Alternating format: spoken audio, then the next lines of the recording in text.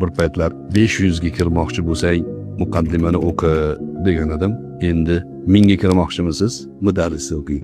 Nima uchun aynan Imom G'azzoliyni shaxsiyati to'g'risidagi kitobni ommaga taqdim qilmoqdasiz degan savolning javobi shuki, Imom G'azzoliy rahimahulloh o'z davrida shunday asoslarga qo'l urganki, bu zotni hujjatul islom deyishgacha borishgan. javobni aynan mana shu Mudarris kitobida topishimiz mumkin bo'ladi.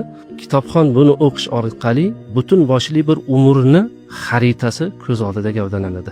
Mudarris degan kitobni tarjimasini taqdim qilar ekanmiz, xalqimizga o'qishni tavsiya qilar ekanmiz. Avvalo kitob roman shaklida va bunga qo'l urgan, buni tarjima qilgan va tahrir qilgan insonlar zamonamizdagi eng peshqadam olim insonlar.